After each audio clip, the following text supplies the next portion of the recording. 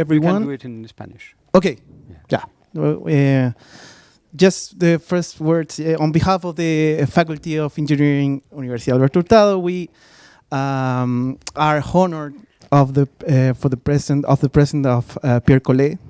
I'm going to switch to Spanish now. Pierre Collet es un distinguido profesor de la Strasbourg University. Voy a mencionar algunos highlights de su gran carrera. Recuerdo el primero. El primero, the Highlight. first one, yeah. Which is that? Pierre Collet es chileno. Sí. Nació en Chile. He born in Chile. He was Chilean for at least 1 month. Un mes. So Un mes. So mi, Chilean mi castellano forever. no es muy bueno. Pero el de nosotros tampoco. Y bueno, después de ser chileno y volver a Francia, desde el año 2003 hasta el 2008, Pierre fue presidente de la Asociación Francesa de Artificial Evolution, de evolución artificial. Luego, desde el 2011 hasta el 2015, fue decano del Departamento de Computer Science de Strasbourg University, y en esos años fundó el Complex Systems and Translational Bioinformatics, el grupo de investigación, y también co-creó el Complex Systems Digital Campus UNESCO Unitwin, que es una red de universidades que colabora para investigar y para entregar educación en sistemas complejos. Y amablemente Pierre nos invitó a ser parte de esa red. Estamos muy agradecidos y contentos de esa invitación. Thank you for inviting us to the UNESCO Unitwin CSDS. Después, Pierre cofundó en 2016 la Universidad Francesa Azerbaiyani, y sus intereses van desde sistemas complejos, evolución artificial, inteligencia artificial y ética. Y mientras nosotros planificamos este evento, realmente nos conversamos con Pierre y nos dimos cuenta de la importancia particular que tiene esta charla y esta visita para nosotros. Porque el approach de Pierre realmente trata de juntar la filosofía con la ingeniería, y nosotros, como facultad joven, en medio de una universidad que tiene una gran tradición en humanidades y en ciencias sociales, justamente buscamos transitar ese puente. Así que Pierre hoy día nos va a hablar de inteligencia artificial y ética, y cómo los desafíos que nos imponen estos nuevos seres aparentemente o relativamente autónomos que interactúan con nosotros, y también como una especie de interfaz entre las personas, cómo necesitamos una nueva ética para analizar y comprender esas relaciones. So, thank you very much, Pierre, for being here. The audience is all yours. Thank you for this nice introduction. Okay. Sorry. Oof. Okay. In order to help you follow better, with the help of Cristobal, we have translated the slides into Spanish. But it means also that I will have Spanish slides, and it's the first time I'm doing this. I hope it will be fine for me too. Then secondly, I haven't done this speech, so I will try to stay within 1 hour, but I don't know exactly how long I will need to go through it. I hope I will not go too fast, and the idea is to get questions at the end so that we can have some nice interaction. Okay. Yeah, that's strange for me to see things in Spanish. Okay, so the idea is that we'll try to go through 3 different points. First of all, in order to try to understand what is artificial intelligence, it's important to understand what is intelligence and how can we define natural intelligence and artificial intelligence. And you will see that we can simplify things in order to have a good idea of what it is. And it is done through Greek philosophy. Then we have to understand also what could be strong intelligence. It's a topic that is quite hot right now with ChatGPT and things of the kind. And we will see that why should there be only one kind of intelligence? What about, does it have any kind of meaning? And we'll try to find some examples there. And then the idea is that because there is a new animal in town, which is machine learning systems that can do seemingly intelligent things, but that are not animals. We don't know how to deal with this yet, and so maybe you have to think on how we should deal with intelligence and how with this new kind of intelligence. Right, so that will be the thing. Yes, I will just show you a bit of the end to start with, so that you see where we're going to. Do you know this girl? And so she is a singer. Okay, so that's an example of what she does. If it works. It was working just before.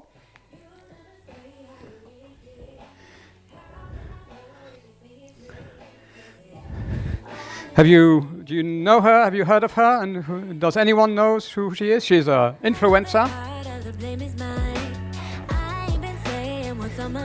But what is interesting is that none of what you see here is existing. Everything is digital, everything is artificial. Okay?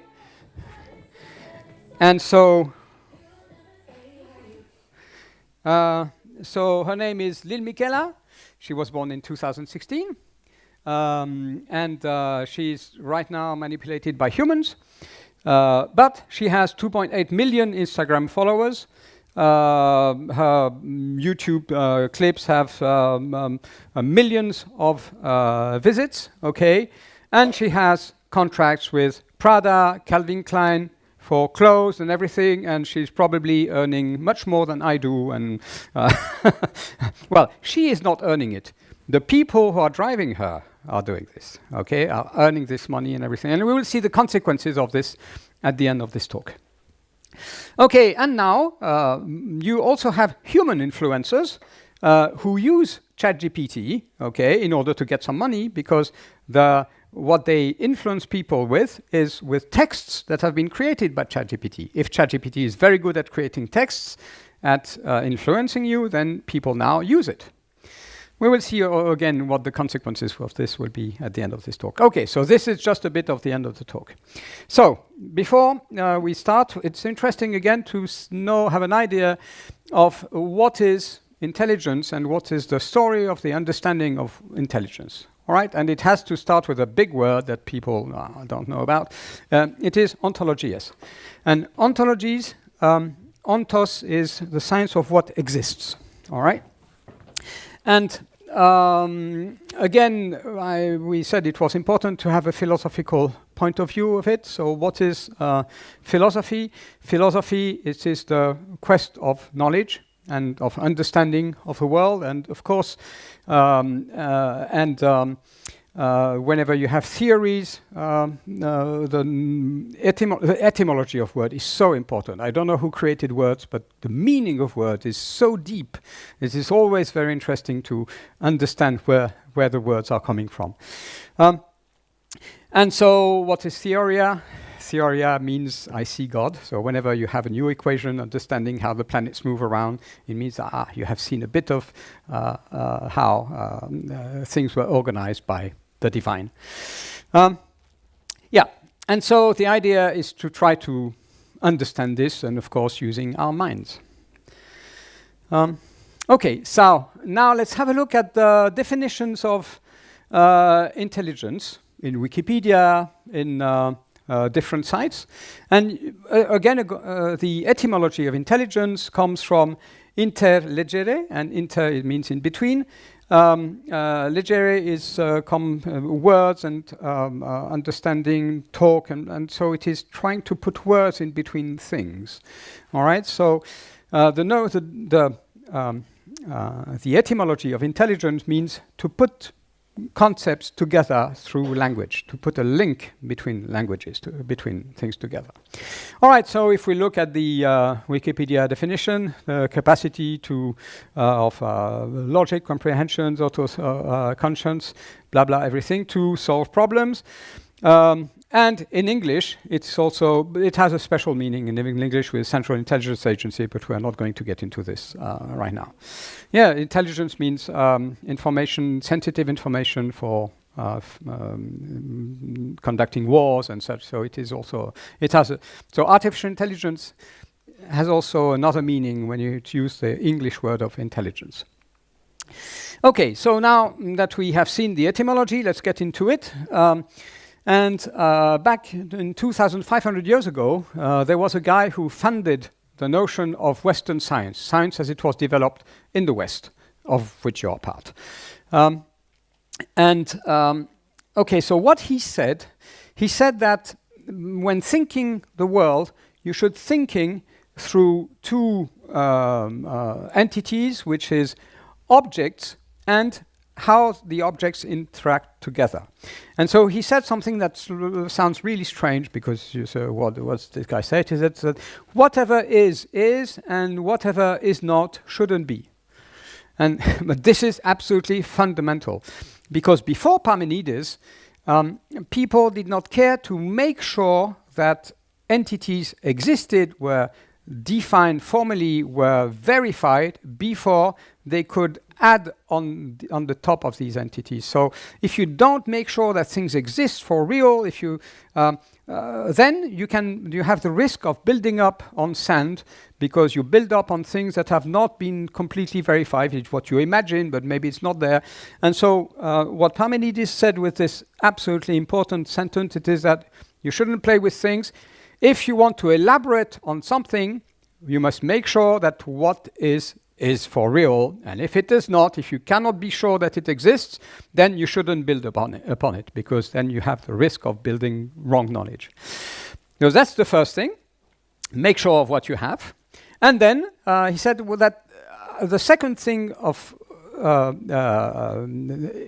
to describe the world is to be able to describe how entities and objects interact together. And this is very interesting, because it asks us a question of what is interaction and how can you define interaction.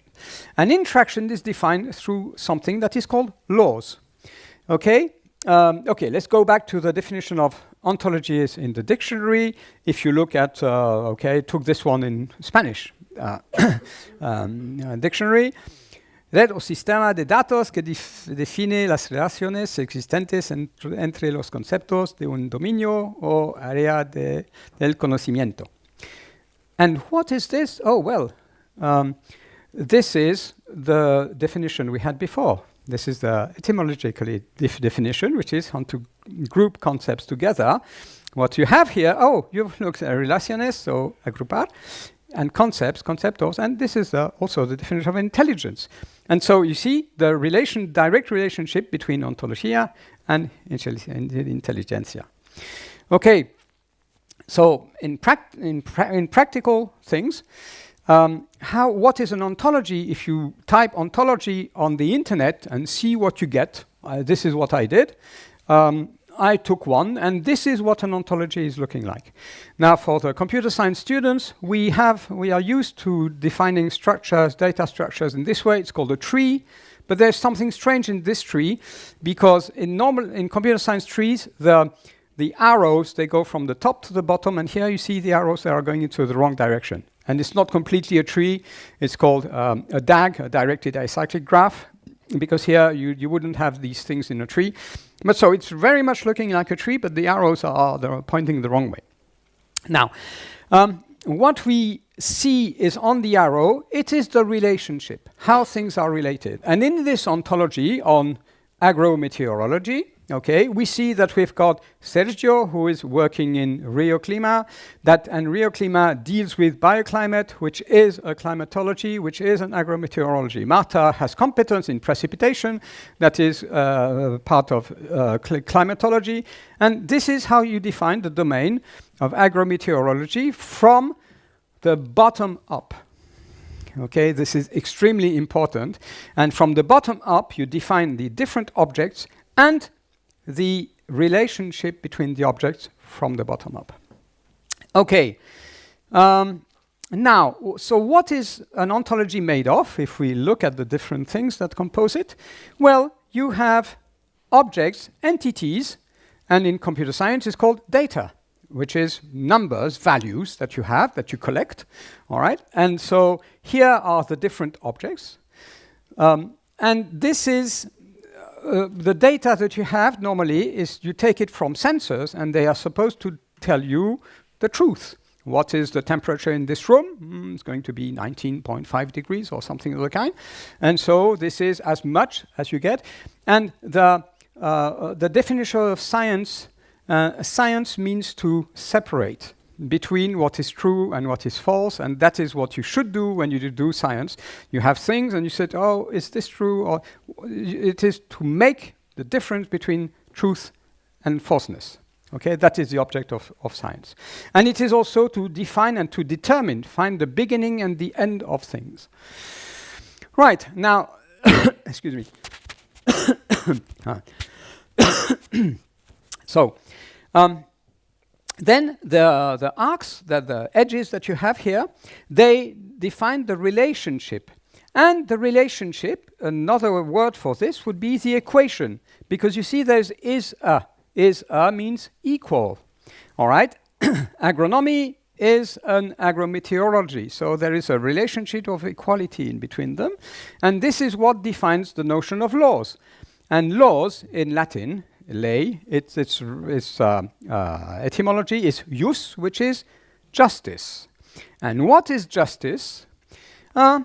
Justice means, here is Themis, and what does she hold? She holds scales, and it is important that she makes sure that you've got equality between what is left and what is right. So the definition of justice is also equality. It's law, and it is all these things put together that define how things should be related. This is strange. Okay, so now we have ontologies and we have the notion of equality and relationship in physical sciences, and what, how does it work in physical sciences? So ontologies, you have entities and laws, and so for instance, if we take Newton's law, it is going as entity, you will have the sun, for instance, and a planet, the Earth, and Newton has found, using his natural intelligence, he has found a law that says that between two entities that have a mass, there is a force of attraction that will unite the two, and the definition of this force of attraction is equal to gravitational constant times the mass of the first entity times the mass of the second entity divided by the distance that is between the two. And so what Newton defined, it is a law, and it is called the law of universal gravitation of Newton. Law means he found an equality between the force that is going to be in between the things and well, the different, how the interaction between the different objects. Okay? So this is how you define a law in science, and a law is defined using data and multiplications, plus, minus, sine, divide, cosine, everything. Is there another domain where there are laws? Well, there's not only in science that you have laws in human sciences too. And in human sciences too, we have, this is the one of the very, very first set of laws that was found in humanity.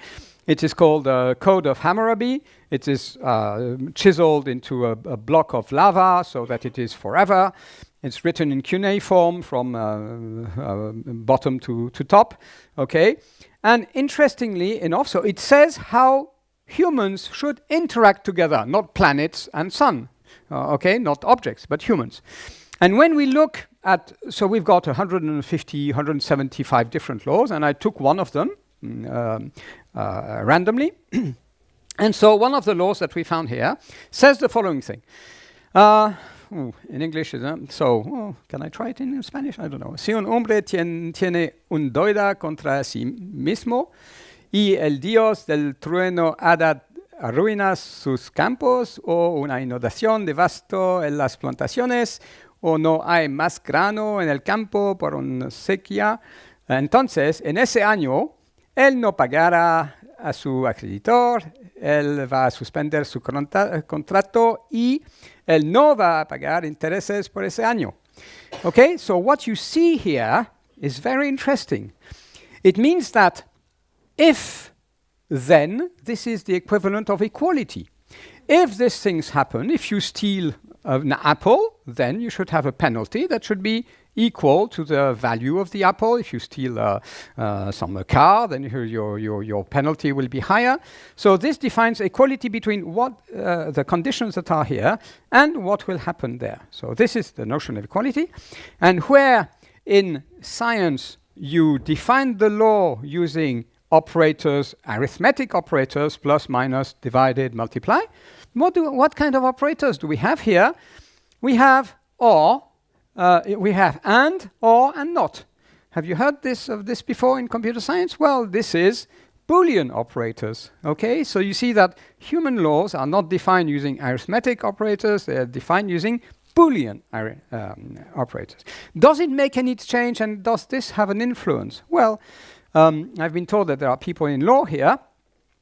Yes, so this is what I've been saying before. Arithmetics defines law in physics, in physical science, but in human sciences, laws are defined using and or not, and this is the base of the syllogism. Okay, and what is the syllogism? It is put together through the modus ponens, which says that if A is true and A implies B is true, then this means that B is going to be true. So the standard sentence is all humans are mortals. This is A imply B. And if this is true and if Socrates is a human, then, so if A is true, then Socrates is mortal. This is how you apply it. And what people must be very conscious of, and lawyers must be very conscious of because they're not scientists, and which is that how you invert this. People don't understand very often how you invert, which is called the modus tollens, okay? And most people will make the error that I found last week on the internet. There's a beautiful error. Someone came with this image. So Descartes, he's the guy who said cogito ergo sum, so if I think, therefore I am. And this is what I found there. This is the look of Descartes when he discovered that people who don't think still exist. Can you, those of you who are doing engineering, do you see what is completely wrong in this sentence here? And why Descartes didn't need to be surprised at what he said. Because, okay, here is the proposition, A implies B. If I think, therefore I am. And what has been done there? It has been inverted wrongly. This person who did this said, if I think, therefore I am, means that if I don't think, therefore I am not. This is not the way that syllogism is inverted. The way that syllogism is inverted, it is that if I am not, therefore I cannot think. Okay, so this is the big thing.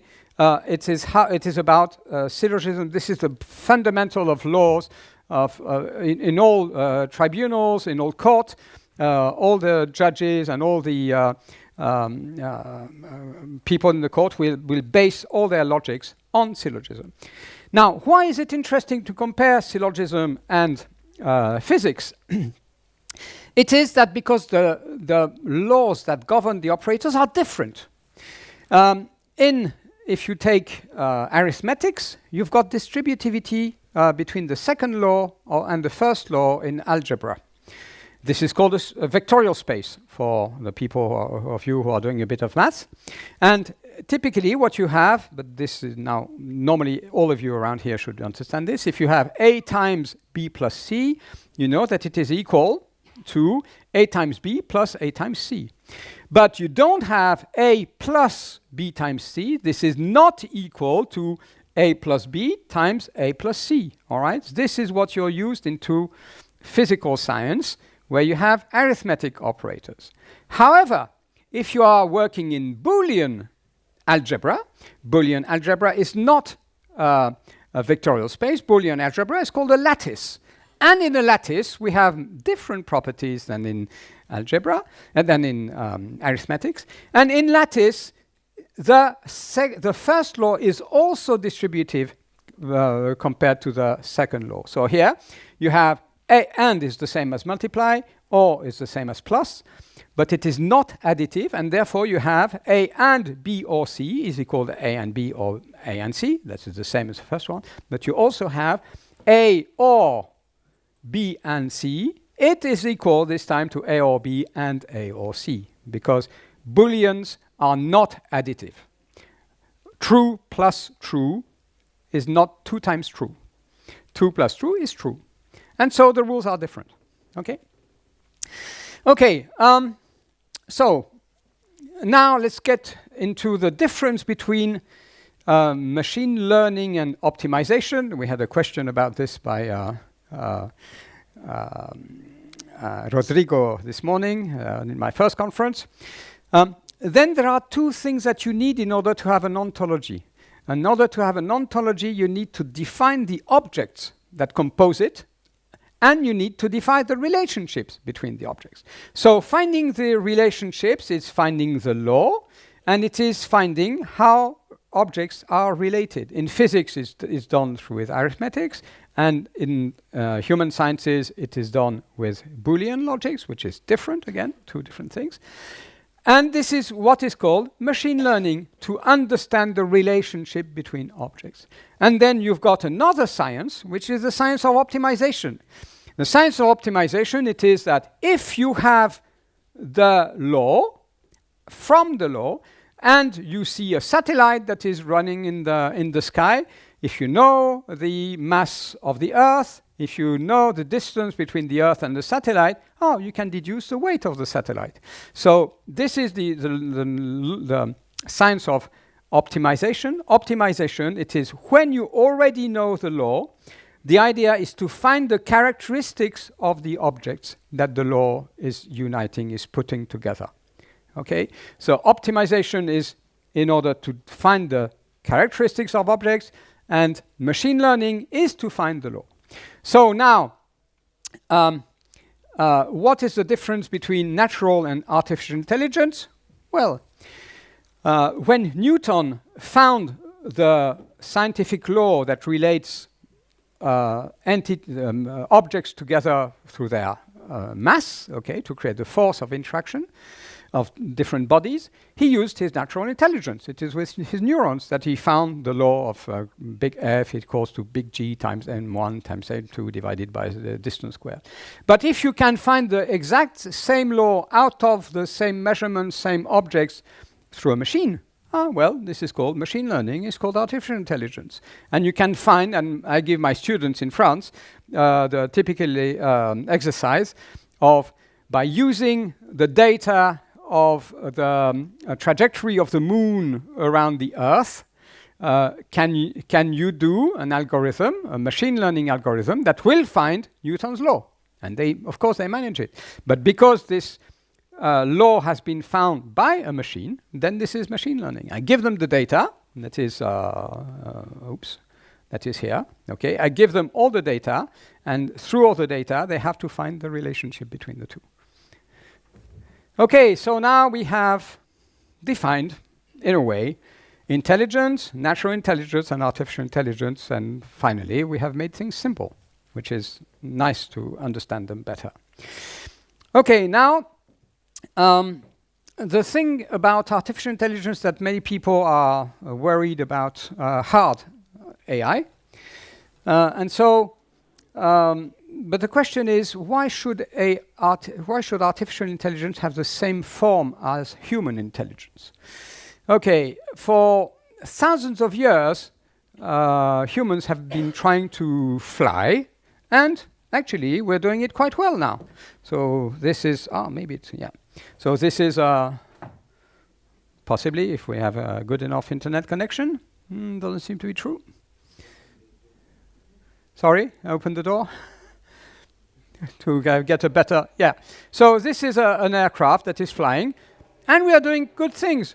Birds don't do this, okay? Birds cannot fly inverted. We are flying better than birds. So I think that we can say that we are flying now, all right, in a nice way. But did we learn to fly from birds? This is, to my knowledge, the latest attempt of flying like birds that was done in 2006, and they didn't try it again. And here is, I put it in big. Internet connection is not so good. And this is the first, the last attempt of flying like a bird in a real-sized airplane. So here you have an engine. There's no propeller, no reactor, no jet. The engine is just moving the wings. Okay, and the big thing, can we fly like birds fly? 2006. And so getting more speed, more energy, and at some point you will see that, that the thing is difficultly, but in the end we have liftoff and we can fly like birds fly. But once you fly, it's nice to be able to control your flight. And here it's nice to be also to be able to land correctly, and well, still some improvements could be done, because this was the first landing of an aircraft that was flying as a bird, and well, it didn't land very well. And this is our attempt of flying like a bird. Okay? So we fly, but we don't fly like birds. And as soon as we understood that it's too difficult to fly like birds, we can fly differently, well then, there are other ways of flying. And this is, for example, what you have. I don't know why it stopped. And you probably all have seen gliders, paragliders. And so that was in the 1970s. Well, people started flying this way. Okay, and what do you have here? Well, it's just fabric. It is just pieces of wood. People have done this with bamboo and strings. And with strings, fabric, and bamboo, you fly. But you don't fly like birds. You don't flap wings. The technology that is here, this is Jesus Christ technology. He could have been flying rather than trying to walk on water. You know, he could really have been flying, but with something that was not flying like birds at all. So the big question that I'm asking, it is, if this works, why should AI behave the same way as human intelligence? Maybe we could have, like for flight, a different way of being intelligent, a different way of finding laws. Okay? It doesn't have to be able to talk, to be able to look like a human being. There are different ways. Now, let's have a look at what happens in nature. I put, this will be online, so you have many different links there. And here's the link that I really like. I don't know if it will start like this. No. Oh, yes. So this is a bird that is fishing. It's a fishing bird. And what it has in its beak, it's a piece of bread. And what it is looking at fish, and it's putting the bread in the water, and he's waiting on, he's seeing that in fact these fish were too big for it. So because the fish are too big, he just took back the thing because he doesn't want the fish to eat his piece of bread. So he's waiting until there are fish of the right size, okay, that come around. And now, okay, oops, maybe there's the one that he doesn't want, so he takes it back. And it is patient, all right. Ooh, big fish are coming. No, I know. Don't take my piece of bread. Okay, and now they're back there, and still not the good ones. And it is fishing, and this is so beautiful. And it managed to get a fish of the right size and everything. Okay. If this is not intelligence, I don't know what it is, but come on, this thing is really intelligent, you know, to learn how to fish, to say, if I put a piece of bread, I can get my, this is so incredible. And so this is animals. Why would only humans be intelligent? I think that, you know, there's something going on here. then there is the conscience test into fish. And what do you think about plants? Are they intelligent and can they learn? Generally speaking, yes. Are plants intelligent and can do they things? No? No? We've got someone here who says no. Huh? They're intelligent, actually. Sorry? I think they're intelligent. Yeah, but can you prove it? Because they look like for the certain conditions of the environment Yes? to like exist in a better way. Yes? They can be intelligent in their own way. Absolutely. So this is the idea, but they don't have any neurons. Plants don't have any neurons. Can they learn something? Can you learn something without neurons? Well, that was last year. In 2016, sorry. So this is quite recent. Have you heard of the Pavlov experiment? The Pavlov experiment has been done with dogs in the USSR a long time ago. And the idea is that they put a dog into a cage, all right? And they were ringing a bell. And I don't know, 1 minute after the bell was ringing, they were bringing it food. And after they did this for a certain number of times, well, the dog is intelligent. He found the relationship. Intelligence is finding the law that relates things, okay? And he understood that whenever there was bell ringing, there would be food to come. And when you filmed the dog, suddenly you rang the bell and the dog was happy. He was waggling its tail, starting to salivate because he knew that food would come. If you don't bring food, well, of course, it's disappointed because it was preparing for food. And what great researchers did, they managed to find the same experiment for plants. So what is food for plants? They said, maybe plants, they need light, okay?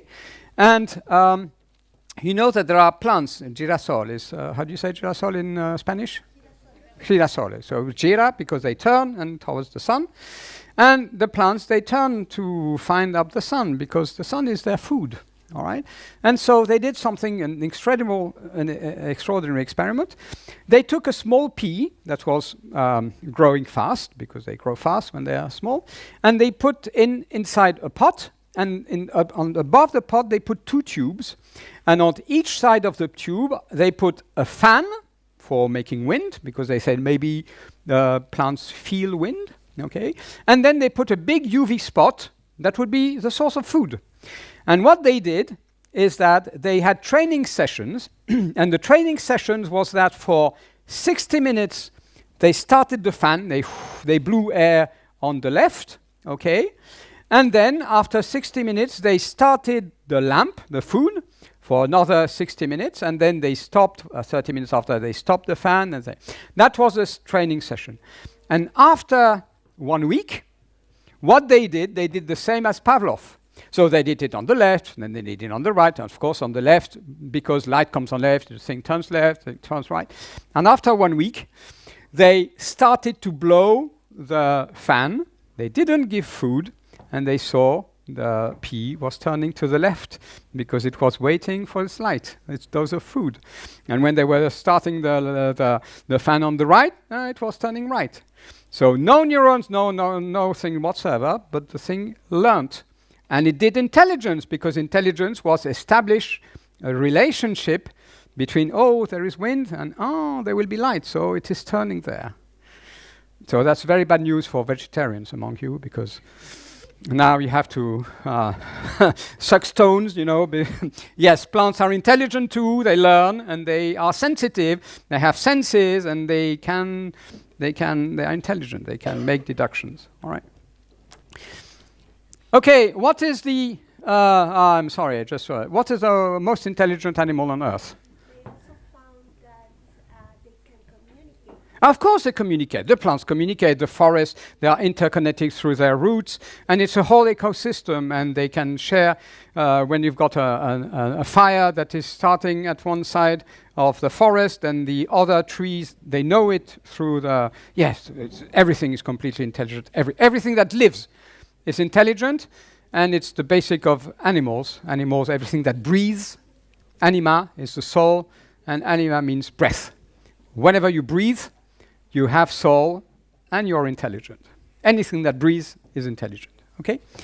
So what is the most intelligent animal on Earth? Most people think, oh, it must be humans. But then what do you think about this thing? Okay, it doesn't look nice. Maybe he will come around. Yeah. And when you have a look at this creature, it's called Cenorhabditis elegans. And what is nice with Cenorhabditis elegans, it is that it has utili, meaning that it is always all Cenorhabditis elegans worms. They are really tiny worms, 1/10 of a centimeter, and 1/10 of a millimeter. They have exactamente 1,335 cells, and we know exactly what each of these cells, because there are so few. We know exactly what cells they are doing, and there has been something absolutely incredible. Out of 1,000 cells, 302 are neurons.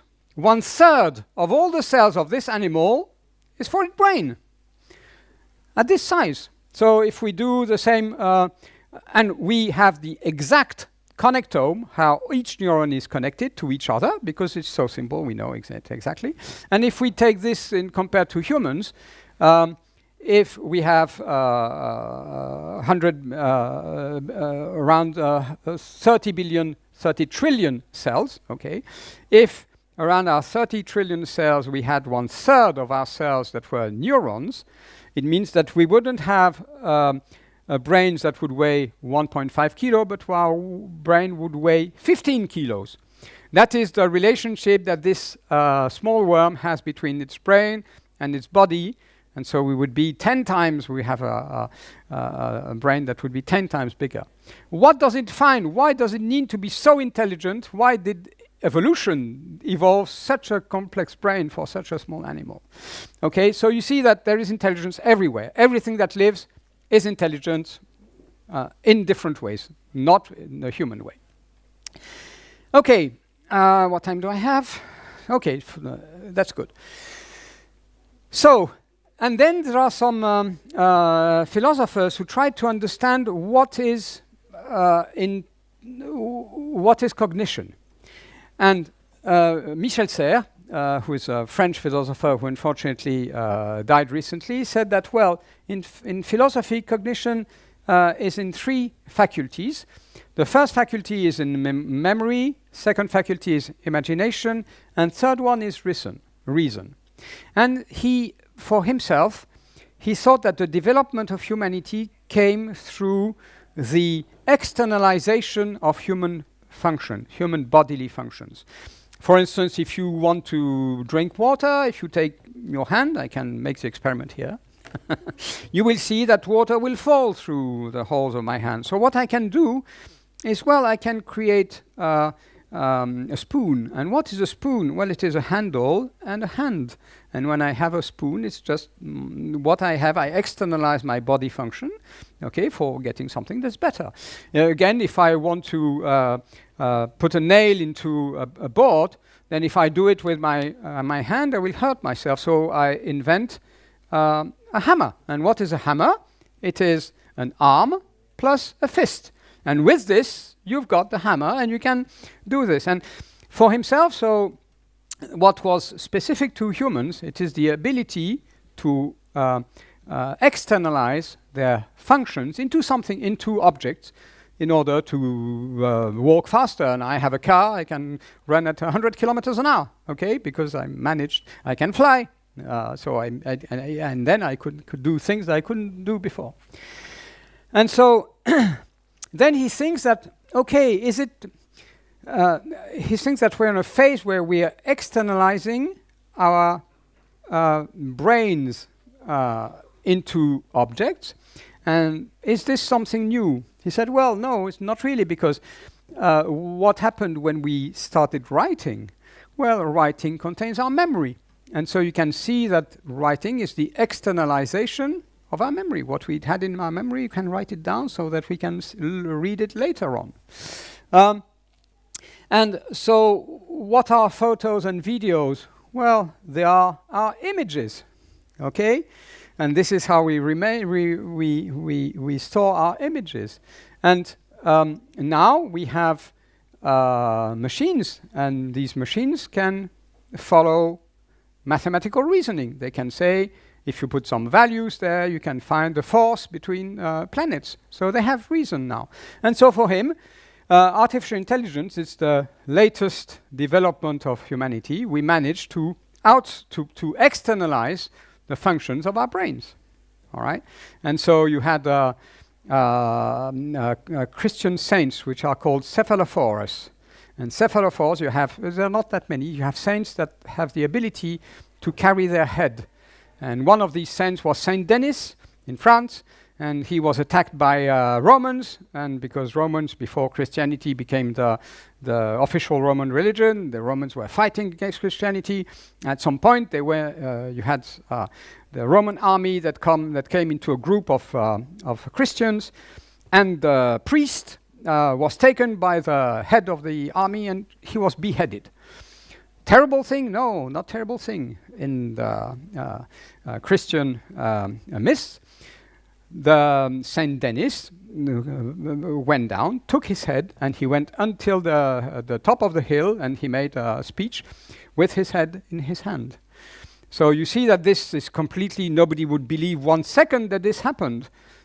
But when I come here with my laptop in my hand, I have memory, imagination, reason in my hand. Well, I have my head in my hand. So this thing that was imagined 2,000 years ago as something nobody would believe is happening now.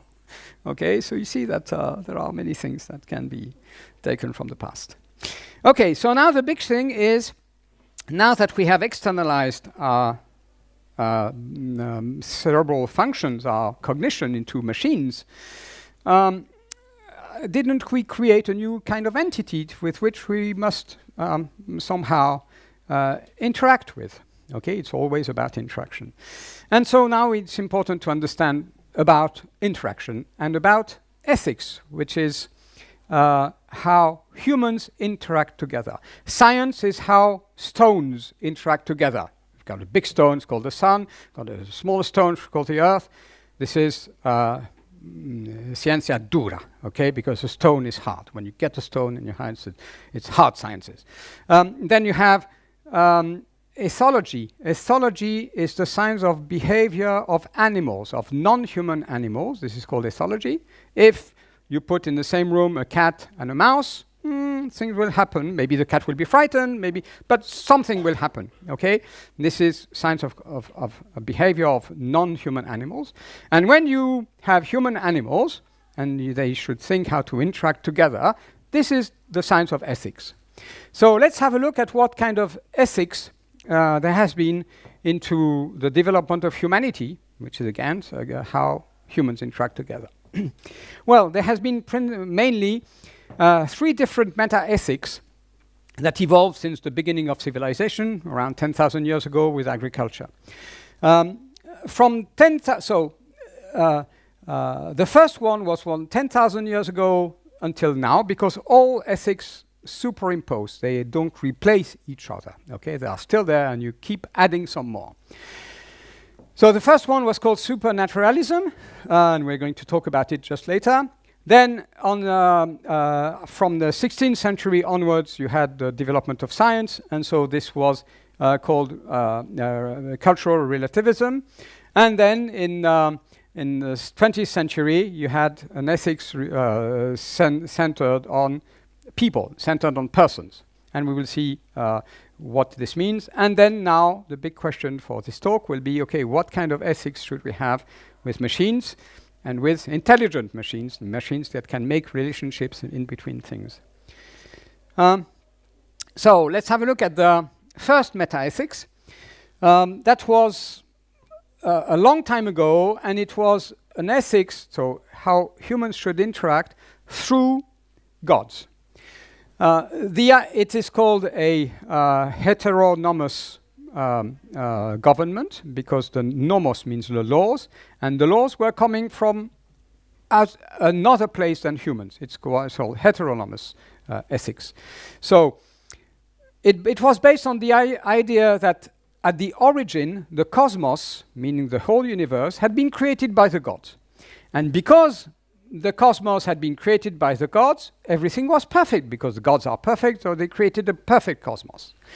So what is very important is that it meant that all the different pieces of the entities that we are, animals, objects, everything, were perfectly adjusted together. And the laws, let's say how everyone should interact, were perfect because they were created by gods. And so this necessitated to reproduce what has been done before, and this is called tradition. So these first meta-ethics say that you must implement tradition because originally it was perfect. So you should try to always repeat what was in the past because originally it was perfect. Then this ethic was hierarchical. Okay, so you had different castes. So you had people who were working in the fields. They could not become how's it called, lords, okay, and you had hierarchy between, I don't know, animals, children, women, men, and God, okay, that was the natural hierarchy of things.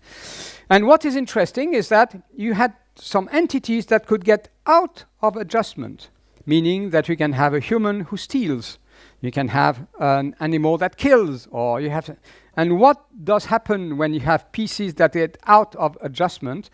You bring them in front of justice. And the real meaning of justice is to readjust entities that went out of adjustment. So this is what justice is for. You've got someone who went out of adjustment, you bring him in front of justice so that the judges put him back into the correct order of the world. Okay? So this is what justice is about. And you had trials of animals a long time ago. It's interesting because now that you have autonomous cars, if the car is killing someone, what should you do? It already happened. If you had an animal that was killing someone, should the animal be responsible of it? In medieval times, you had trials of animals, and the animals were thought to be responsible. And then we now say, oh no, the animal, you own the animal, so you should be responsible for the animal. And if you have a dog that kills a baby, then it is now the humans who own the animal who are responsible for it. Okay, and so this tells you what happens if you have a car that is autonomous, and if your car autonomously kills someone else, well, you are the owner of the car, so you're responsible for it. It is the same thing that is applying there. So that's the first ethics. And then in the 17th century, 17th should say, 17th, yes, 1600. Then people understood that the laws created were by gods. Humans could create better laws. The problem of laws created by gods is that they are local to a group of people, and this is called a religion. A religion is when you create a link between entities, and creating a group means creating a religion. Then you are part of the group, and all the people who are members of the group should follow the laws of the god or the laws of the group. This is religion. And so the laws are different. If you are Chinese, you don't have the same laws than if you are in Chile, that you don't have the same laws, and in Venezuela, you don't have the same laws, and in the US, in different countries, in different groups of people, you have different sets of laws. While in science, it's very strange. When you throw a stone at someone, if the stone is thrown by a Chinese guy, or an African guy, or a European guy, or a guy from the trajectory of the stone is always, if it's a monkey that throws a stone at you, the trajectory will be the same. So that is very strange because humans have been able to find out laws, such as Newton, and these laws are universal. They apply whatever is throwing a stone. So maybe these laws are better than the laws of gods. And so this started to put doubts into people. Before they thought, of course, what comes from God is perfect. And then, I can find a law that is better than the laws of God because they apply everywhere, even on Mars. If you throw a stone on Mars, the trajectory will be a parabola. The same as on Earth, different, will go farther, but okay.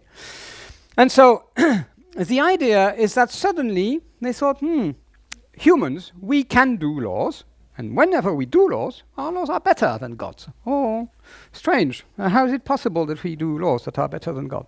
And so the idea, it is that it started a protest against the laws of God, saying that, well, we can do gods too. We can do laws. And so what happened is that there has been a big revolution in France. And after this revolution, France is always good for revolutions, and yes, you will see it. And so what happened is that you had the reform, and after this revolution, we went from God-based government into res publica. Res publica is the public thing, okay? And what happened is that we removed gods, and therefore we removed the notion of tradition, but we kept hierarchy. And in France, it's still the only country where in 1905 there has been a law that separated God from the state. So the state does not have any rules that come from God.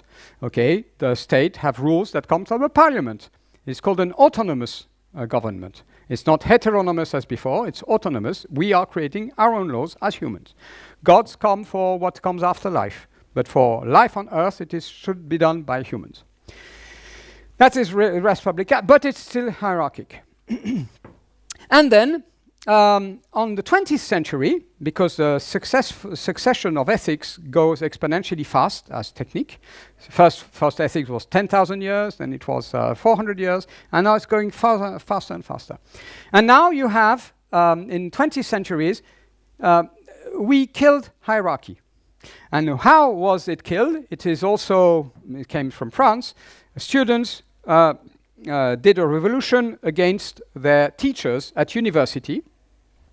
And then it spread to the US. They were in war for the Vietnam War. And American youngs say, why should I die in Vietnam for a country I don't know? Because my government asks me to die there. Because they were dying by thousands. I don't know anyone there. My government tells me I should go there to die. Why? Well, I don't know these people. Okay, there's no reason I should die for my government. And so what you will see, because I have some examples there, is that these two things have spread a notion of respect for the people, where you should inverse the notion. Before you had people who should respect the institution, and after these 1968, 1970s revolution, it is the institution that should respect people. It's a completely reverse of who is respecting who. Okay? And then education came into this thing, because at this time, education was the same education for everyone, and it was seen as the institution trying to change people so that everyone is conventional, everyone is medium class, everyone is doing the same. So you say, oh, the institution is trying to change the people. It's the contrary. The institution should work for the people and should develop what is different in everyone. And so the motto of the 1960s, it is, become who you are, okay? Be yourself, and you should not do what your hierarchy is telling you. So we are fighting against hierarchy and breaking hierarchy. Yeah, so you will see this now. And this is things from the US. My son was killed in Vietnam. What for? Okay. In France, abat le régime gaulliste, again the Charles de Gaulle regime. The people wants the power. Okay, and then you had some very famous series on the telly. 1970, this is called The Prisoner. And the motto, I didn't write this. This was, I am not a number. I am a free man. People want to be free, want to be respected as people. Okay? And so the third ethics is the one that breaks the hierarchy. And so the individuals that are part of a group, you cannot divide yourself from the group, become people. All right? And so it changes completely the way of mind of people, because before, the institution says that marriage should be between a man and a woman. But well, if two men want to marry, what is it problem? Why is it a problem for me? Maybe we should respect what these people want. They want to live together. Let's respect them. And so what you have here is before you had a uniform, everyone was having the clothes of the institution, of the religion, of the group, but still now in in Germany you have Neodirndl, which is in 2019. Look, all the women have exactly the same kind of vestidos okay, and so what is now the latest revolution? It is respect for individuals. That is the Fashion Week 2022. That is a possibility for people. This is la mode, okay, the fashion. And in Europe, in 2014, there's a big European context for songs, and they elected Conchita Wurst, who is this woman, okay, which is a man or a woman, but the whole Europe voted for this person and elected her as the best singer in 2014. So it means you have to go over the preconceived ideas to be able to elect this person. And so for the first and second ethics, all this is seen as decadence. Because institution says, men should be clad with trousers, women shouldn't have trousers, you should respect the tradition, you should respect the state institution. And they see this as horrible. But for the third ethics, we say, this person wants to be a woman even though this person is a man. Let's respect this person, okay? So this is the respect for people. It's a different way to think the world. And you can see which countries in which ethics to see typically do they allow for same-sex marriage. That's a very easy way to see. Has the population accepted it or not? Good. So, and all this dates back to 1979. Okay, Michel Lacage-Aufol in France, Village People, I am what I am. Let's have a look at the lyrics of everyone knows Gloria Gaynor, I am what I am, blah blah. These lyrics. What the lyrics say? Look, village people, I am what I am. People have the right to be just who they are. People have the right to share all of their love. People have the right to share just what they give. The right to their free will. People have the right to live with who they please. People have the right to live there happily. No one has the right to choose my love for me. I was born free. You see, this is really, really so strong. And Gloria Gaynor, I am what I am. Same title, but different song. It takes a lifetime to become the best that we can be. We have not the time or the right to judge each other. I should not judge you. You should not judge me. I am what I don't want to praise. I don't want pity. I bang my own drum. I'm doing my own music. Some think it is noise. I think it's pretty. Please respect my noise. I am what I am, and what I am needs no excuses. I deal on my own deck. I'm dealing with my own cards, all right? So you see that we are now into a third ethics, which is respect for people. So let's have a look at this through, I still have a couple of minutes, through sacrifice. What is the notion of sacrifice in philosophy? Sacrifice is who you are ready to give your life for. In first ethics, who are you going to give your life for? And you should be able to give your life for your group, your religion. There was a case in 1963. This is a Buddhist. A Buddhist, it's a religion without God. It's important to understand. It's not related to God. It's related to the group you are part of. And he was fighting against Roman Catholics, and so he burned himself. It was a very, very strong thing. Nobody had seen it before in the US. And what was said, it is that no, he did not commit suicide. It was a devotional act of embodied practice. That was the official thing, you see. He gave his life for his group. Okay, so second ethics, well, that is hierarchy. You've got the chief who tells you, you must die there, and you go there, and you die. Okay, that is. And now, what is the third ethics? And you can find it just last year. This is a real article from There You Go magazine, blah, blah, blah. The love of the mother is the sacrifice for her child. Who are you going to give your life for nowadays? In France, nobody is going to be ready to give his life for Macron, for the president. No? Everybody would laugh for this. Okay? But right now, if you're in Russia, if Putin tells you to go there, you have to go. You have to die for your chief. You have to go for your hierarchy. In France, not anymore.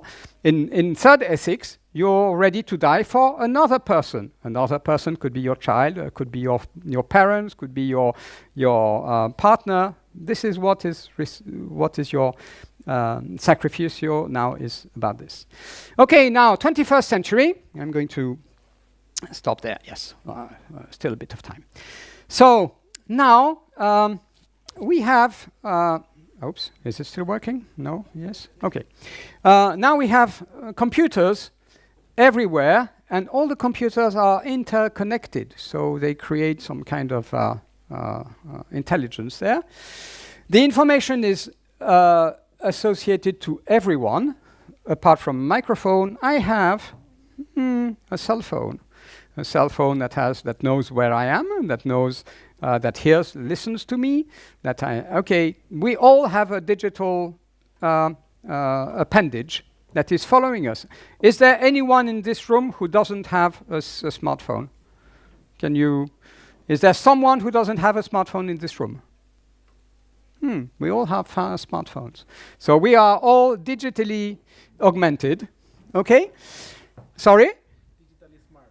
Yes, smart, or I don't know what we are, but we all have now attached to us a digital appendage. All right? And so what is very interesting to see is that before we saw that the ethics were local to a group. Ethics in China is different from ethics in Russia, which is different from ethics in US. Ethics in different groups have their own rules. What is nice there, it is that now my address I have is pierre.collet@gmail.com. If I give you my address as gmail.com, do you know where I live?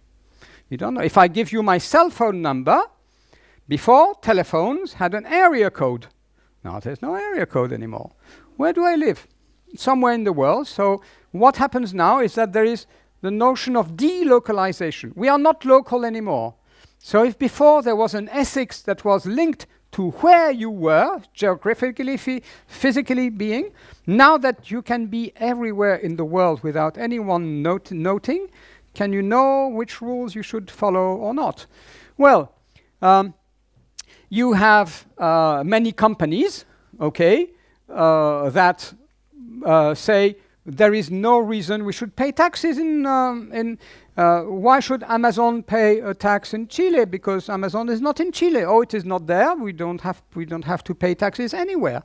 Okay, we are not connected to localizations anymore, to addresses anymore, and so Amazon, Google, Uber, all these things, and Facebook now is called Meta. Okay, and these things are not rooted into anywhere anymore. So it means that new values must come, and it's very interesting to know that a long time ago you had cities where you had different rules because the different cities had different rulers, and in between you had forest. And what we see now with networks, the network is the new forest. And what happens in forests? Have you heard of Robin Hood? And who is Robin Hood in a forest? Robin is someone who has a robe. And who wears robes? Males who wear robes, who are they? They are people who do the law. So when you are in a forest, you are under the law of the guy who has the robe, who is Robin. And he has a hood. Oh, it means that who are the people who have hoods? Typically, it is priests. And so in the forest, outside of the different cities, you must follow the religion and the laws that emerge from the forest. And what emerges from the forest, it is typically you need money because you need to have interaction. You stole money, you have goods. And what do we see that is evolving now? Oh, have you heard of blockchain? What is the blockchain? Does it belong to a country? Is the blockchain American? Is it Chinese? No, it is without any localization. So we now have the emergence of new values all right? And then not only blockchain, but we have Bitcoin, Ethereum, Dogecoin, or blah, blah. And we have even tokens, non-fungibles art, okay? And so this beautiful picture has been bought by someone for 580,000 American dollars. This thing, yeah, pixel by pixel, this has been bought. Someone put 580,000 American dollars to buy that, okay? These are the new values of a new world that is not connected to locality. So it is dislocation, no legal rule, no jurisdictions, no taxes, no thing. This is the new world that is evolving. And so I think that this could be a new meta-ethics that started with the 20th century. And in the 20th century, so you had the notion of a second life. Since 2003, you can live into a world that is different. In 2022, French Carrefour supermarket, a big chain of supermarket in France, they bought 36 hectares of land into Sandbo for they put 300,000 euros to buy some space in there. This is the space that they bought, Carrefour. And then what they did their first recruitment session online in this area that doesn't exist. And okay, we have a college in Metaverso in France in 2002 that opened. So they have 3 masters in finance, cryptocurrencies, blockchain, meta-estate. They have in art, non-fungible tokens, diseño arte, okay, and data development. This is our world. This is 2022. That was last year. This is the world, the new kind of world that is not related to local groups anymore. Okay, so let's have a look at the meta-ethics through sacrifice. Who can you sacrifice for? It's a very interesting trial right now. It is a trial of this guy, okay, Sam Bankman-Fried, okay, up to 155 years in jail after he created a completely virtual bank in which he took some real money. So, is it the notion of utilitarianism that is coming out? For those of you who did a bit of philosophy, philosophy of interest, okay, to produce money. He's giving his life. 155 years. Nobody is living 155 years. This guy was ready to give his life for making money, for these things, okay? And so you can see this as egocracia, democracia based on the individual. Yes, and so, yeah. So now the whole thing is completely changing, as you have seen. Okay, and now if this was a fourth meta-ethics of delocalization, could we have a fifth meta-ethics that is coming really, really fast? And that would be an ethics necessary to deal with AI, because all these things that we've been talking about, this is not AI. It is just the faculty of delocalizing, of having entities without address, without laws, without different. It's not about AI yet. And here, I think that we are having a fifth ethics that is necessary now to deal with these intelligent machines that we never had before. All right, so before you had human-human interaction, it was ethics. Then for some time now, if you're asking for a loan at your bank, you will have a human in front of you who will tell you if yes or no. But it is not him who is making the decision. Before he's looking at the computer, and the computer says, "Oh, this guy has been really. He doesn't have any money on his account. He's been always late into paying back things. No, this is not a good guy to loan to give money to." And so the banker says, "That's not." But the banker is following the advice of the machine. This has been for the last 20 years. The same for insurance. Will you insure you? Or the machine said, no, the guy is going to have a cancer. He's going to die in 1 year. So no, don't give him. Okay, or yes, we can give him. It's now machines that are doing that. So you had interaction of humans, but in between it was a machine that was. But you still have two humans who were interacting together. Now we have cars that are interacting alone. Okay, they don't have to have a driver. The car is driving itself. And we have a kind of autonomy. And now it is us to learn how to interact with autonomous things. In May 27, 2022, that's something nice for students, there was an exam that was done online, and there was a camera that was watching students, and a student was looking down and while typing her answer, and the camera, the AI said, oh, this person is cheating because she's not looking at her fingers, she's looking there. So this person is cheating, and so she got 0 and at her exam because a machine said that she was cheating. Nobody was there, and it was so she looked away from the screen, and she said, no, I wasn't cheating.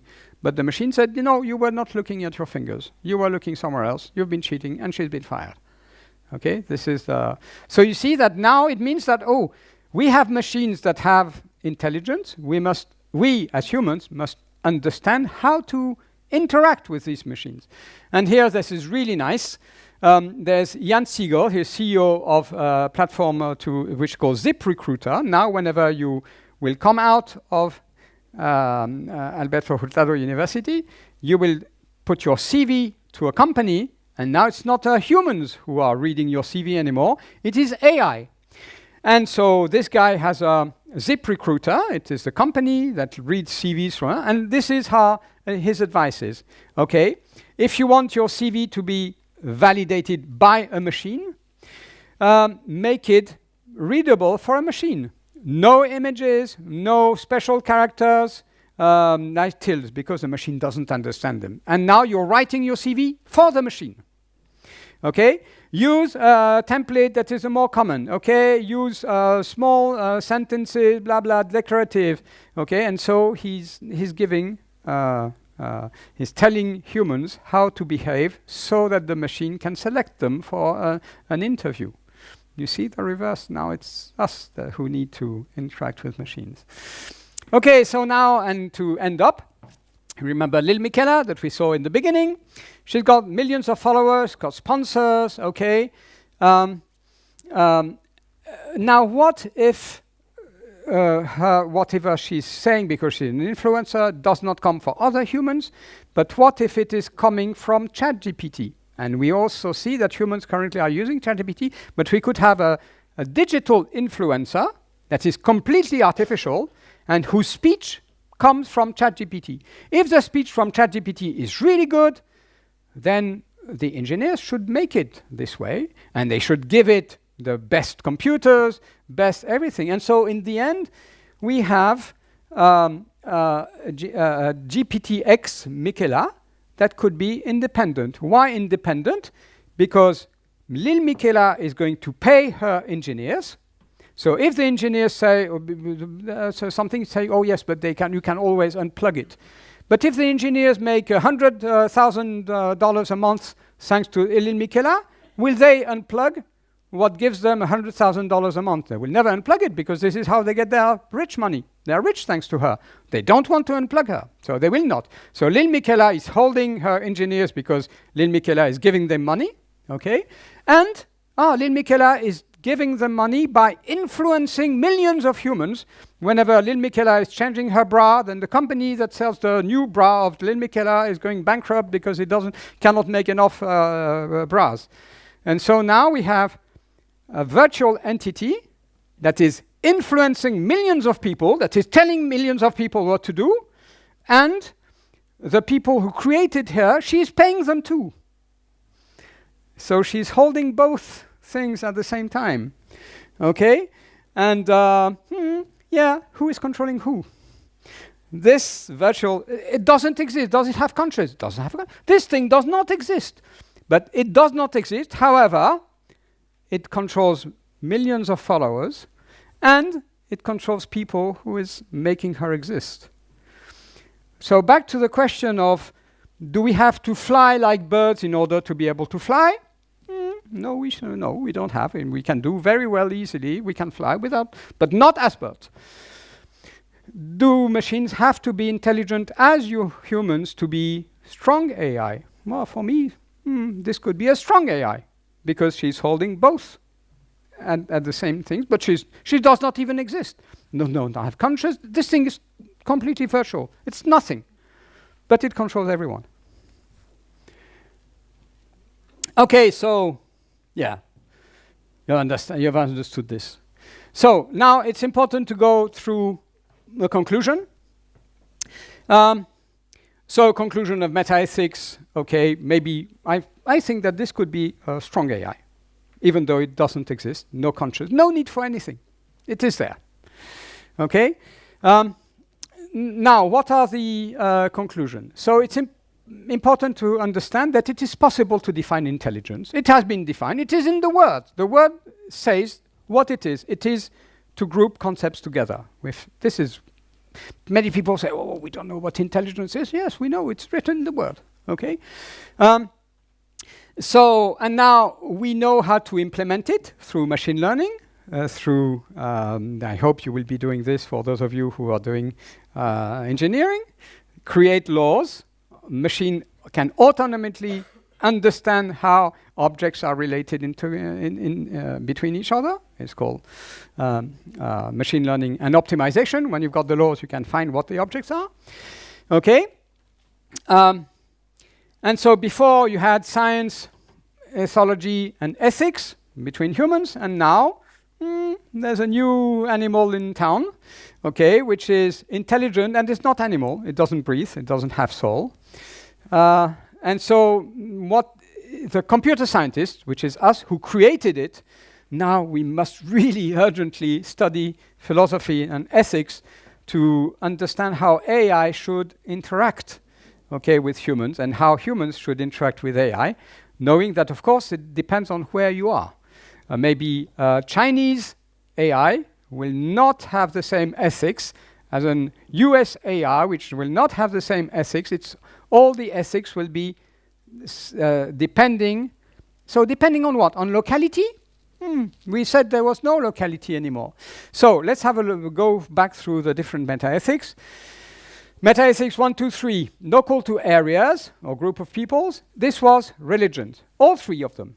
Okay, even Res Publica, it is a religion because all the people in France have a set of laws that is different from the people in Germany, that is different from the people of England.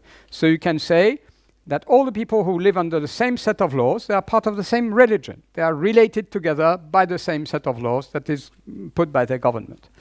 Now we have a new meta-ethics 4 that is geographically global, no addresses, but it is really global. No. Now, the ethics come from the company. You have TikTok ethics that will be different from the ethics of Instagram. That will be different from the ethics of WhatsApp, which is different from Twitter and X. So now you still have ethical rules. They are not local to a geography. They are local to a company.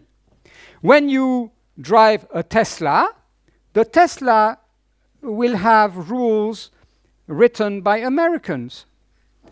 A Toyota, it will have rules written by Japanese. Are the ethical rules of Japanese the same as the ethical rules of Americans? Maybe the cars will not behave the same way into the same context. Some Japanese will respect more or more. I don't know what they will do. But the cars, the ethics implemented in the cars will act differently. Okay? So global meta-ethics is not anymore centered on the people, but now it's centered on the company institutions. They are the new godless religions. No God, but you follow them. They are the religion. You have the religion of TikTok. And now, so meta-ethics, we propose new ideas, rules through AI-driven influence. Now we add AI on this. And so one, rulers are gods, ancient religions. That was meta-ethics 1. Meta-ethics 2, rulers are kings, dictators, autocrats, the guy who is on the top of the state, all right? Ethics 3, rulers are people. They are democracies. They elect who is going to be their chief. And if they're not happy, they can change the ruler, all right? Meta-ethics 4 ruler is we're not local anymore. It's global companies, GAFAM, TikTok, and they are godless religions. And because we are really missing gods, we are finding them again with the fifth meta-ethics.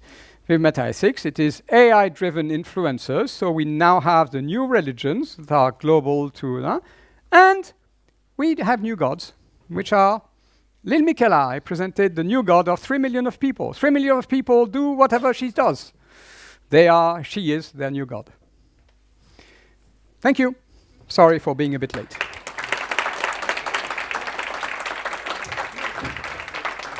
Thank you very much, Pierre, for this amazing presentation.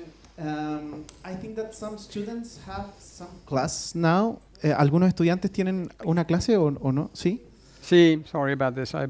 So, si se tienen que ir, por favor, si se pueden quedar unos minutitos más. The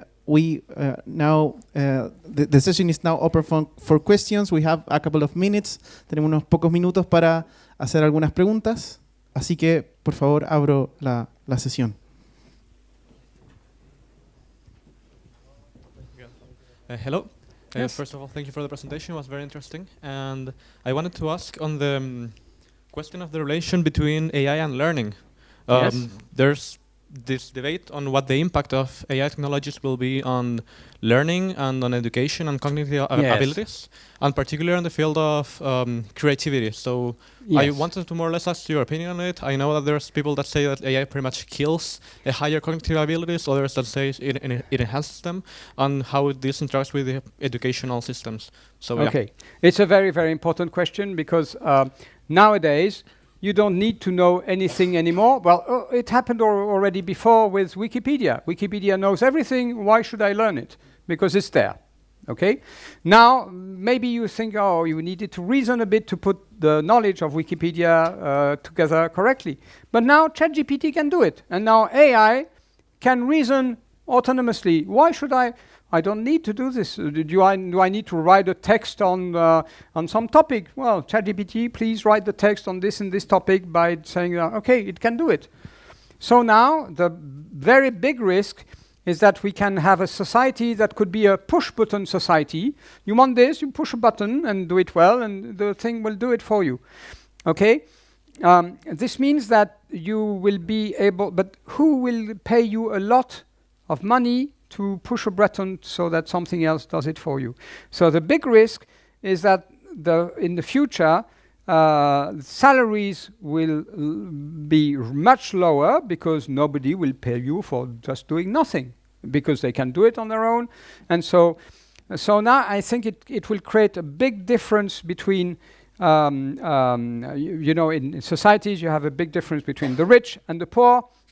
If you don't have any middle class, then you're going towards a revolution because all the poor, they say we don't have anything to eat, and you earn millions of dollars per month, and we have nothing. So there's a revolution because there's no middle class. And I think that this is what will happen with education, where the middle class of people who are a bit educated, they know how to count, they have a bit of reasoning that was told through these people will disappear. They don't know how to reason anymore. And now you have a big number of people who will have no education. They only know, but even myself, do I know how this thing works? I have no idea how it can, the GPS, I have some ideas, but do you know exactly how this thing is transmitting? It's become magic, okay? And now we are more and more users of things that we don't know how they work for real. And so this will become more and more important. And in the end, you will have just a few educated people, which will be you because you are part of your university, you are having a higher education. And then the rest of the population, which will be 99% of the population, will not know anything about anything, and they will just be guided by Lil Michaela, they will be guided by their feelings, but no reason, because they didn't have education to understand what is good, what is not good, they will lack this. So I think that this is a big danger coming from AI, is to have 99% of the population that is completely uneducated because they don't need it. The information is there, it can do it for me, why should I do it? But they don't understand that by not practicing it, by not doing it themselves, when they need to do it, they have no idea, because it was always, oh, my computer is not there, my head is not there. This will be their head, it will be their brains. This thing breaks down because it falls, suddenly, where am I? I don't know where I am. How can I go there? My GPS is broken. I don't know. And I am becoming like a plant. No, plants are intelligent. They can learn. Okay? So that's a big, huge problem. And there will be a big difference between people who still know a bit how things work, how blah, blah, and people will be completely clueless. They will be passive. That is a huge danger. I'm afraid on this, and I'm really happy because I'm 57. It's not my problem, it's going to be yours. With climate change and everything. I had the nice years on the earth. Thank you.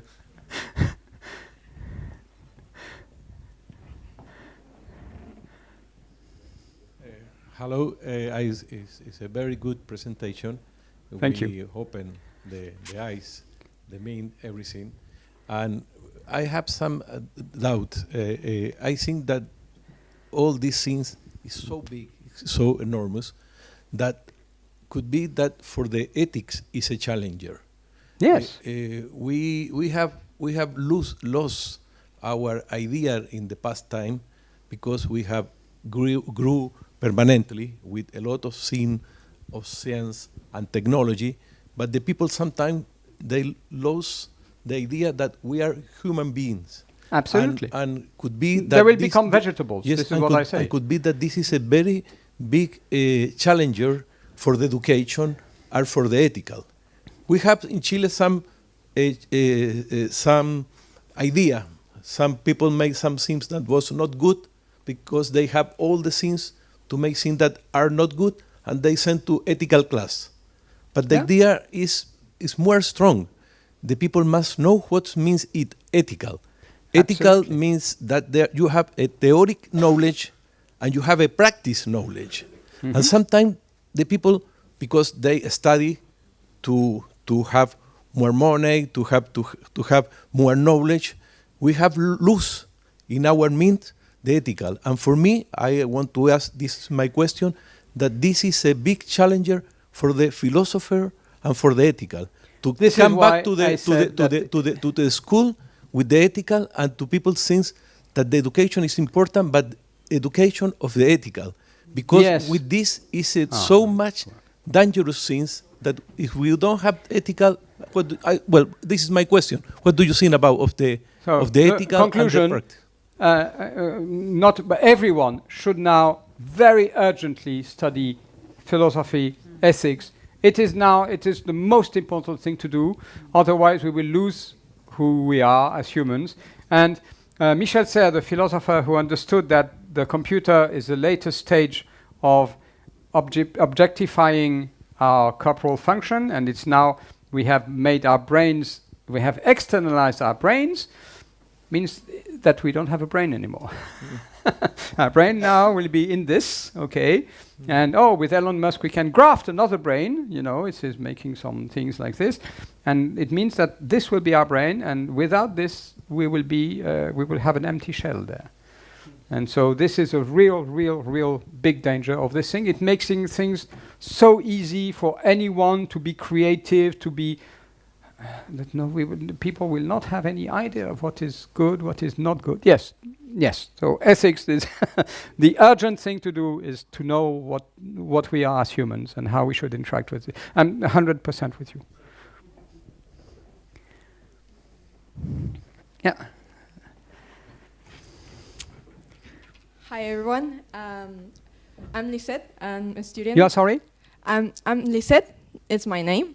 Okay, that's your name. Sorry. Yeah, I'm a student of engineering. Yes. And I'm very concerned about the use of AI and how it's gonna impact us, because some people that are considered like techie, like Elon Musk, are against AI, like the development of it. And I think it's because he thinks that regardless of using philosophy, it's gonna go somehow like out of control. And I think I'd like to know how can we cope with that? The possibility that AI is going to take over our jobs and all of it. Okay. I don't think that AI is going to take over. I think it's just us who will lose the capacity of doing our job. AI does not exist. AI is this thing here. Okay, she does not exist. But she's controlling us. How is it possible? It's not, she cannot control us. It is ourselves who are making her in control of us. It all comes from humans. Okay, it is ourselves who are losing our capacity because we are externalizing our brain functions. But we are happy to do it because it is doing the job. So we are very happy that it does it for us. But it is us who are losing our humanity because AI is doing it so well. Why should I bother to learn things, to understand? There's no reason. Everything is everywhere.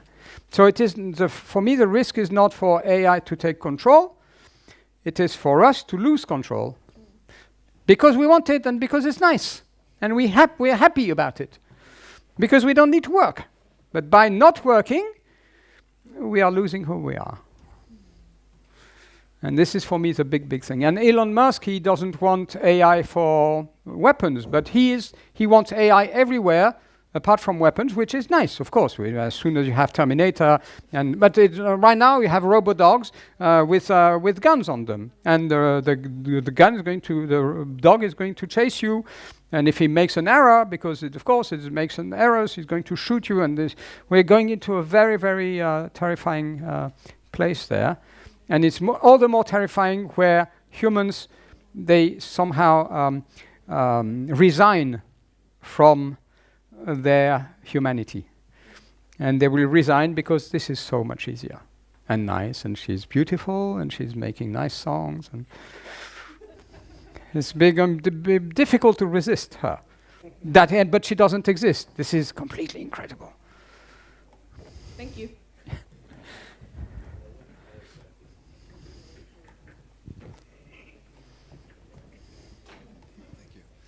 You have risen to many important points today, and as far as I understand, one of your points is that corporations are going to lead the next stage of these developments as such.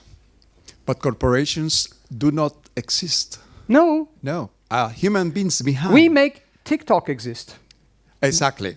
Human beings behind.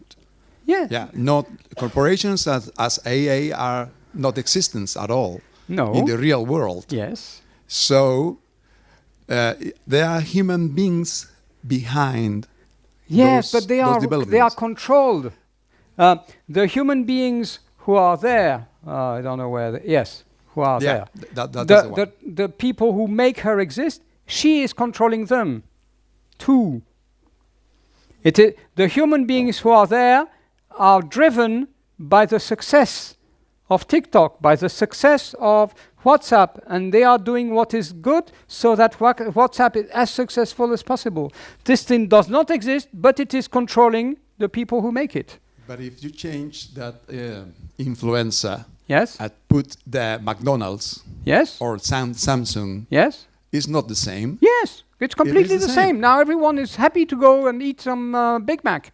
Look at that. It's been the case for. It's people you voluntarily go to eat junk food, and you become fat, and you get cancers, and you get some. Yeah. But you want it, and because it's so nice, you don't have to just put a coin. You get a sandwich.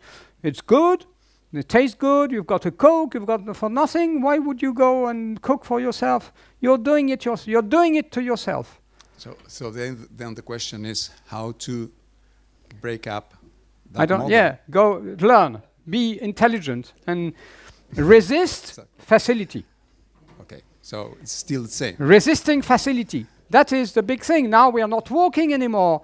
People, they take their car for doing 500 meters, and so they're not resisting facility, doing sports, studying, reading.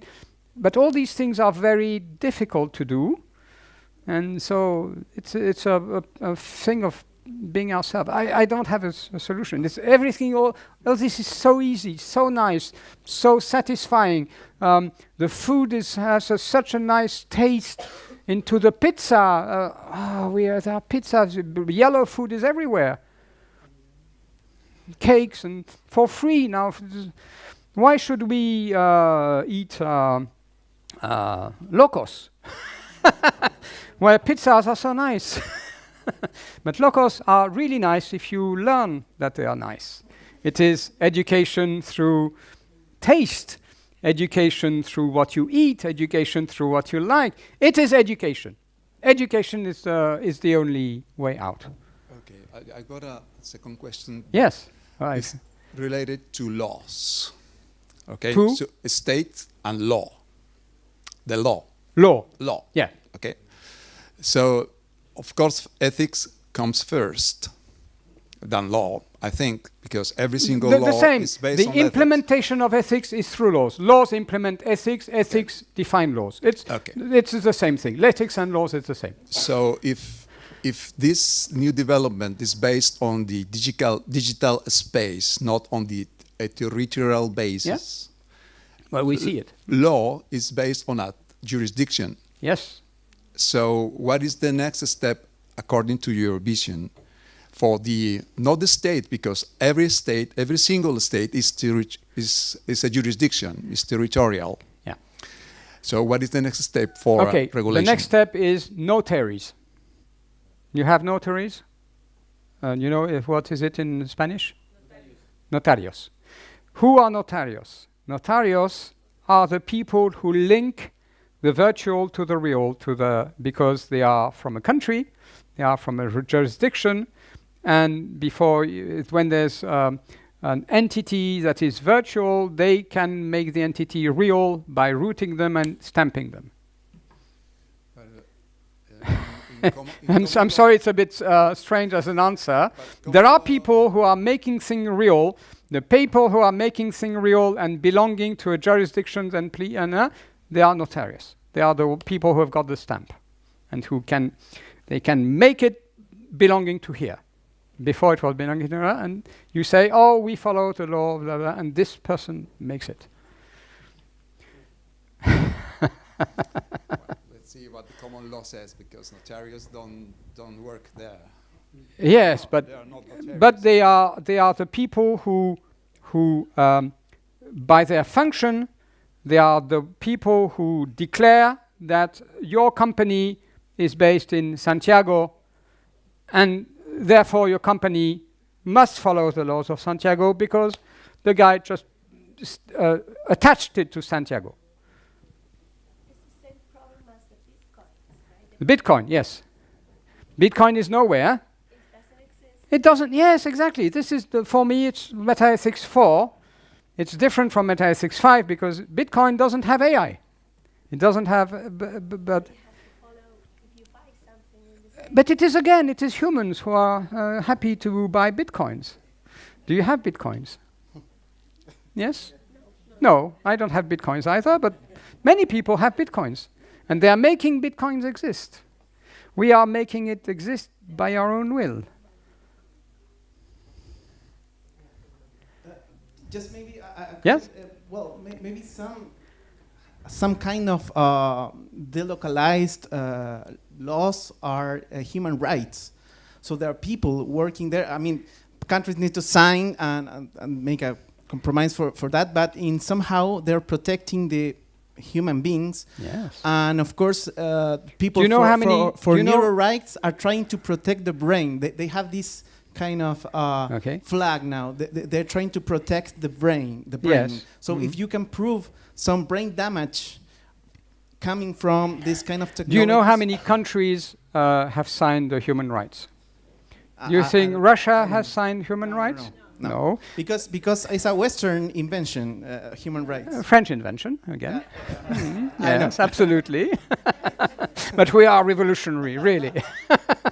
But there are just a handful of countries that have signed. They don't want to sign it, because otherwise it would give too much power to the people. Okay? Well, I don't know if right to the people, because I just remember France bombed Libya. So when you talk about yes, but it's the governor, Respublica. The governor. Okay, Sarkozy is the governor. Oh okay. And we changed him. Yeah, okay. He was not re-elected. Yeah, of course. Yeah, okay. Absolutely. Yeah, but before the people, there's a big history. Okay, so we can talk about freedom and liberty. Can you change Putin? I know. Can the Russians change Putin? No. Okay, but I want to another. You thing. can, if you are in a democracy, you can change your government. Yeah, okay, but I want to see something different. In fact, what Europe has been doing against the GAFA, this is what we should do in South America and the rest of the world. Yeah. In fact, we have to make laws to prevent them. They have to pay taxes like in every country, but not in Chile. They are not paying taxes. Of course. So we're not in Chile. The laws in Europe should be extended to control this GAFA. Otherwise, they will become... Absolutely. This is one of the possibilities. And the latest thing that we managed to do against Apple, GAFAM is one of them, is Apple. It is that in Europe, we made Apple everywhere in the world have USB-C for charging their new iPhone 15. Before they had their own thing, they had to buy it. Now you can charge an iPhone 15 with USB-C. Great European thing. Which is a very, very small thing to force Apple to, but it has been a big fight to force them to have a universal charger. Sorry? You are all for it. That's good. Good. So we've got Maybe some last comment or question? Hello. Yes? My English is not very good, but I will try to speak. Or if you have questions in Spanish, there are many people. I want an advice. Sorry? Yes, advice. To be prepared to this future, all you talk about. I am concerned to not be an I don't know what to do. Brainless person. Yes. Because you have outsourced your brain into... I want to be a difference to... Yeah. So I want to... Can you give me an advice to... Yes. To be you are prepared? at the right place, which is a university. Attend courses. And take notes. My students, they don't take notes anymore because what I say is, I can find it on the internet. But what is my added value as a professor? Compared to everything you find on... the problem of the internet is that you find everything on it. Why is it a problem? Is that what should you choose? Should you choose this or that or this? What I'm doing, my added value as a professor, it is that I have been learning, because what I'm doing when I teach, you are not the people who learn. I am the one who learns. Because whenever I teach, by explaining, I understand better. And now I have a problem, which is that in a domain in which I'm good, I've been teaching for 30 years, and so I have been learning for 30 years, and now my big problem as a teacher is how can I explain to you in 10 hours what took me 30 years to understand? I'm getting more and more disconnected because every moment of my life, I'm in a university which is a place where I learn by teaching. So if you try to explain something to someone, you are the one who is learning. Which is really, really strange, you know. It's like in the Petit Prince, when you are giving time to someone, you are creating a link between you and the other thing. If you are in love with a girl or with a man or not, if you give time to this person, you will say, I'm being very kind with this person will love me in return for my kindness.